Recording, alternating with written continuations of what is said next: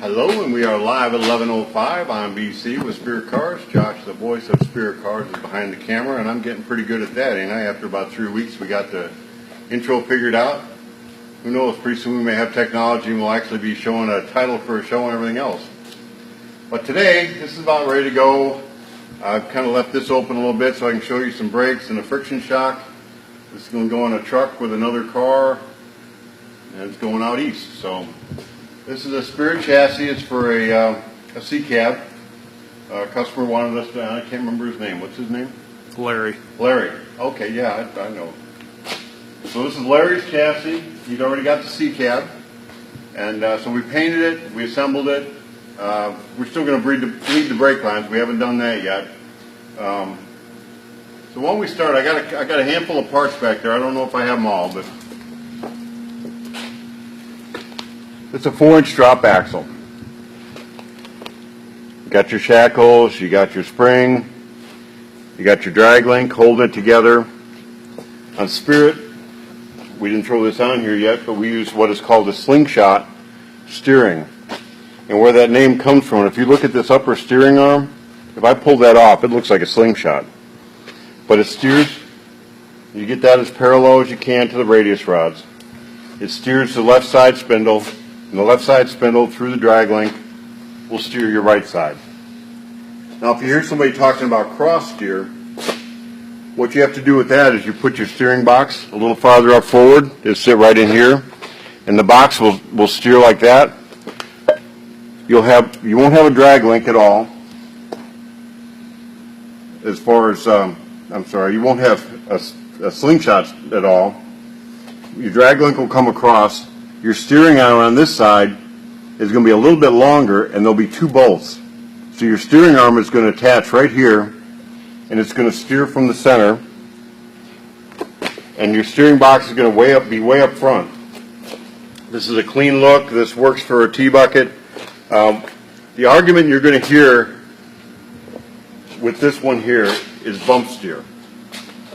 And what will happen if you can picture geometry when your front axle is going up and down, this is staying the same, and what it's going to do, it's going to move this a little bit. But if you think about it this way, I'm going to have a little bit of a curve from that, but I am not going to have even a 1/16 of an inch. So the maximum bump steer you can get on this is just so minute, and you would have to almost be off-roading to get your front end to travel that much.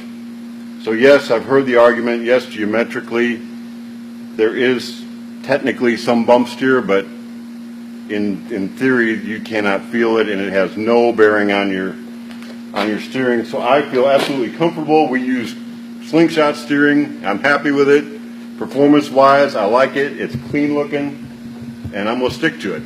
So everybody can argue about it from here on out, but there's how Spirit does most of our T's. Now, we can do it the other way. We have for the look, especially if we go to maybe a spring-over system on a Model A or something like that. We'll do that. Shocks. There's a couple ways to do a shock, and these are called friction shocks. And you can kind of see, let me put my brake parts down here.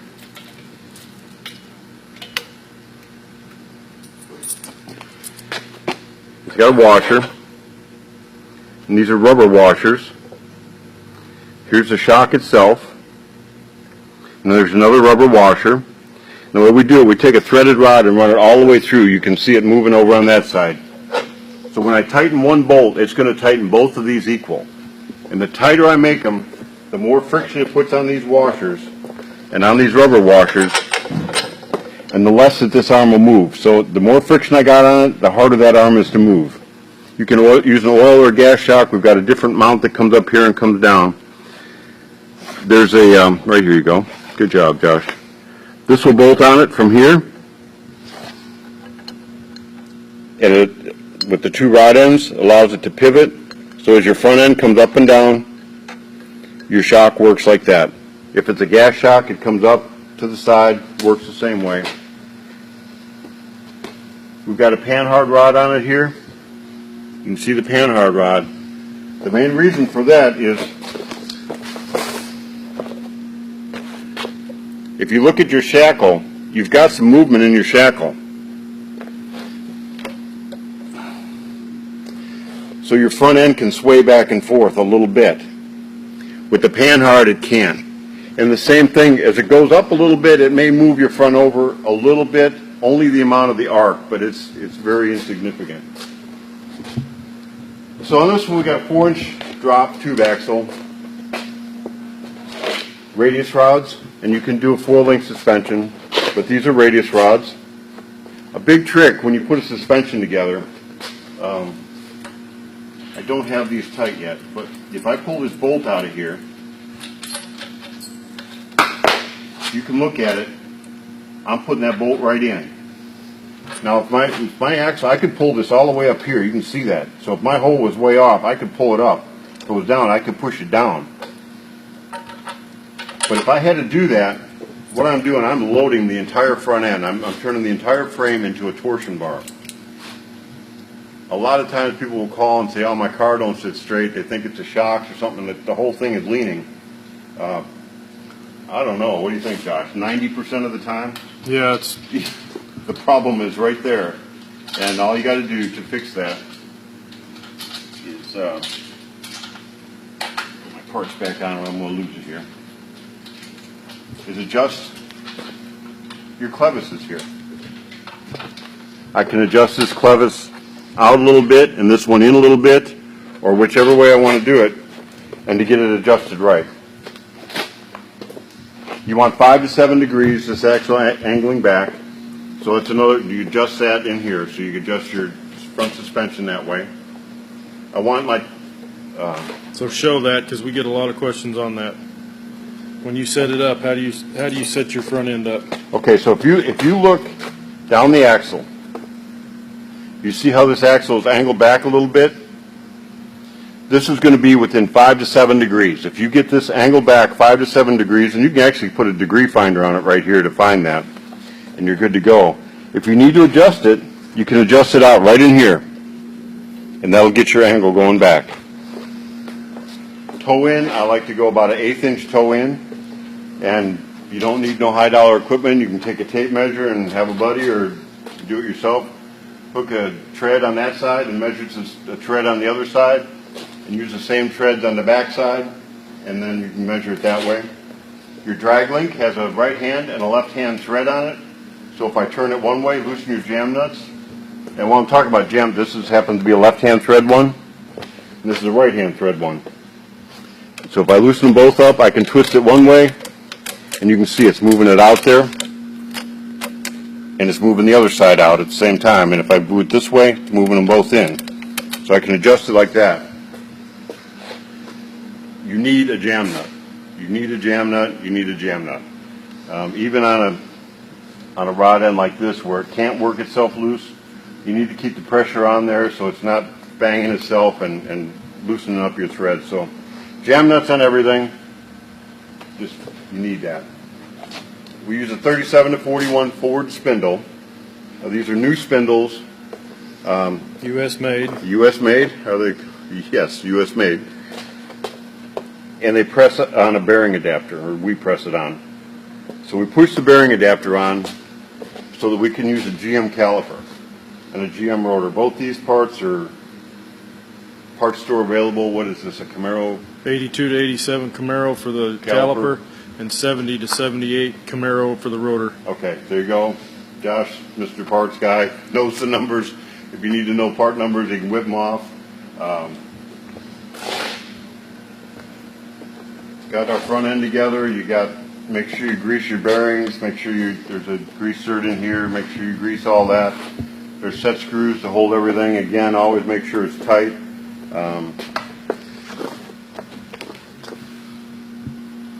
We get to the brakes. I've got the Bleeders the brakes off on this one. Now there's different threads, and be aware of that. I mean, you might have a compression fitting, or you might have this would be an AN3 fitting, or you might have a pipe thread. This is a, pipe thread going to an AN3 to a whatever. You just can't thread one into another one because it's close. You gotta make sure you match what you're doing. So on this one here, on a Spirit car especially, you want to put, and we're using through frame fittings, you want to make sure those fittings are towards the top of the frame. If you put them towards the bottom of the frame, potentially you could have a problem with the radius rod coming up and hitting that, and that could break or fracture the line a little bit. This is an AN fitting, so this is virtually a compression fitting. You can see it's kind of rounded on this end and rounded inside of there. So once this is tightened down there, I come around to my banjo bolt, and it's just tightened down to the banjo bolt.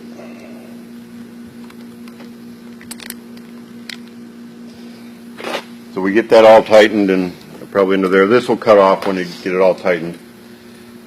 A couple of the components. When I said banjo bolt, this is a banjo, and then there's a bolt that goes through that. You can see it down here. Let me get this off. And we use a 10 millimeter. On this caliper. Yep, metric caliper. So you've got the banjo, and I don't have the banjo bolt, but the banjo bolt will go through that, and there's some holes in that banjo bolt to let the fluid go through into the caliper itself. Now you're going to need to have what they call crush washers. These are brass washers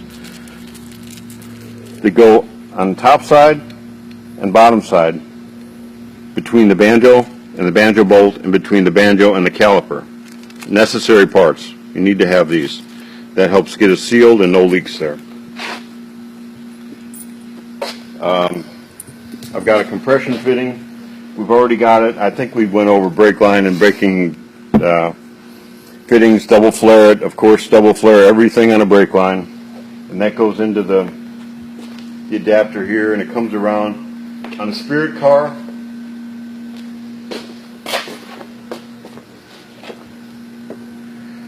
we split it in the front and go down both sides, come down. I mean, I could come across here and split it up here, but you've got a master cylinder that's split. So you got your front and your rear. You got a proportion. The front end on a T-bucket is so light, we put the proportioning valve in the front. Again, there'll be an argument, oh, it's supposed to go in the back, it's supposed to go in the front. It needs to go where it needs to go. You want your wheels to stop all in proportion to each other. The last thing you need is for your front wheels locking up way before your front wheels, and on a slick garage or in gravel or something else, you're driving along and your front wheel's locked up and you're pushing gravel, or you're just sliding in the garage and your back wheels are still wanting to drive. So that's the reason what this valve does. It just restricts the flow of the fluid going to the front. So I restrict the flow. That means my back brakes are getting more pressure. They're stopping faster than the front ones, but they're stopping equal. That's the goal, is to stop equal. This one we have disc brakes on the back. This is actually a disc kit. It's a 10-bolt Chevy rear end. So get a cover. I don't know, does it get a cover before Yes. it goes? Okay, so it gets a cover on it. Pretties that up. It's out of an S10. Great vehicle, great rear ends. S10 Blazer 4x4 is what we use for the C cabin or The C cabin, 27. the 27. I think that's what, 52 inches backing plate to backing Yep. plate. And if we use just a regular S10, all the rest of them are 48 inches backing plate to backing plate. They're great for just a regular T-bucket. And 8.8 works good out of an Explorer. Most of the 9 inches, unless you get out of an old, all of the old Granadas, if they had a V8 and it had a 9-inch under it, it's narrower. The old Lincoln Versailles, some of those are great rear ends. But normally if you get a 9-inch rear end, it's way too wide and you have to narrow it down. We use John's. It's the rear ends we use are manufactured rear end. New housings and everything are cut down, so it's new. Again, we come down with the brakes. I only use one braided line coming down on this side and one coming down on this side, and plumb it all the way around. So we put a T, and then on our rear panhard we drill a hole. So when you're running your brake line for disc brakes, drill you a hole and then run across. And So clean. We want it all clean. This will all be riveted in with some fittings. This This one doesn't have it. We use through frame fittings here. I got one of these out just in case. You can also weld a tab on. There's a bunch of different component parts. If you weld a tab on, say here,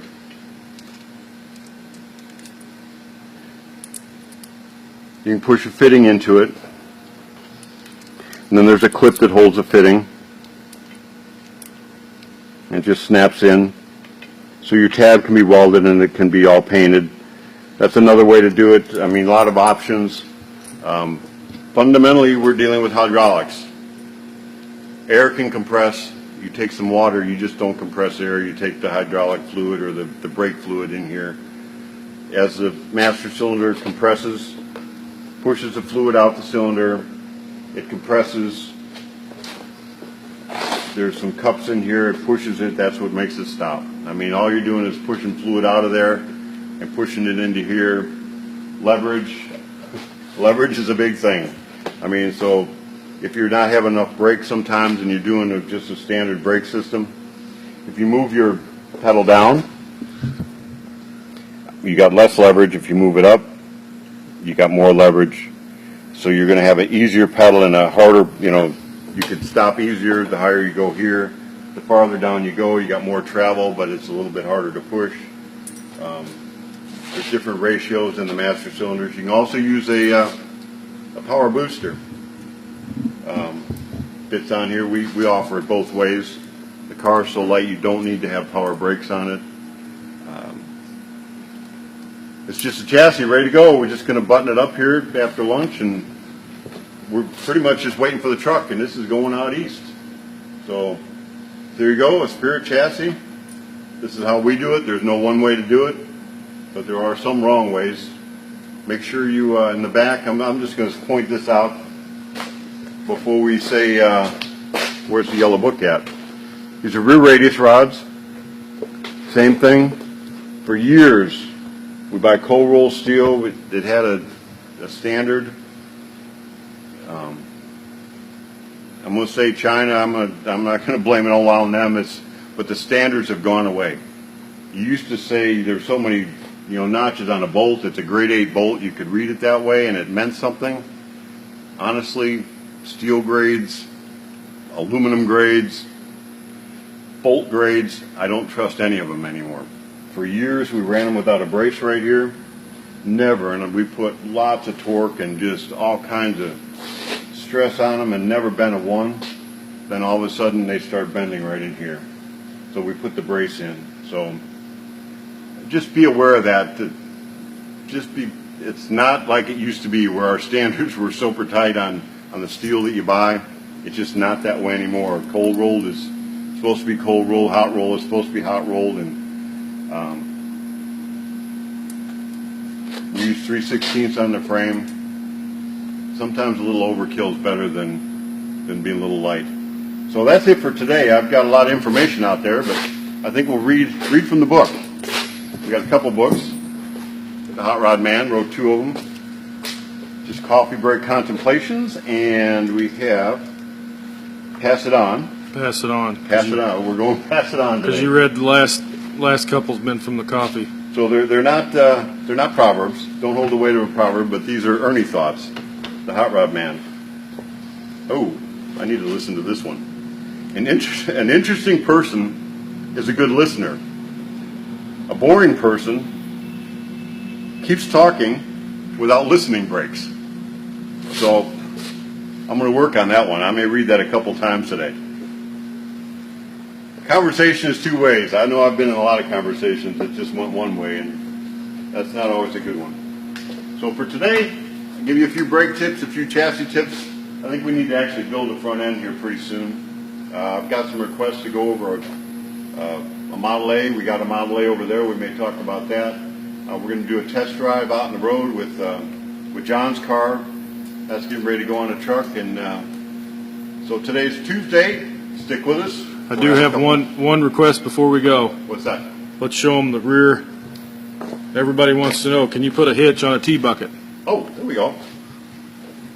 You can put a hitch on a T-bucket. And what we do, I don't have this receiver right here, but we weld this on. And the box comes at this level right here. On this one, it'll be the C-cab, so it'll be the bottom of the body will be down here. But the way we make the receiver, it pushes up into the receiver here, and there's a pin goes here, and it comes down at an L. That way, if you want to pull a trailer and everything, you put your hitch in, put the pin in, pull it, no problem. If you want to just have your bucket and not see that hitch coming out the back, pull the pin, pull it out, and you don't even know that this is here.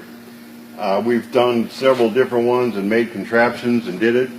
We have found that this works fine. You're not pulling a huge amount of weight with your T-bucket. I mean, this works excellent, more than fine. This is a couple different prototypes that we finally got to here. So there's And that one will pull a boat, because we had a customer that pulls a boat with his 27, a bass boat. Really? Yep. Remember Jim Gaston? I mean, the welds are good. If you bend this or break a weld on this, you won't. I mean, you won't. So, well, that's it for today. Thanks for being with us.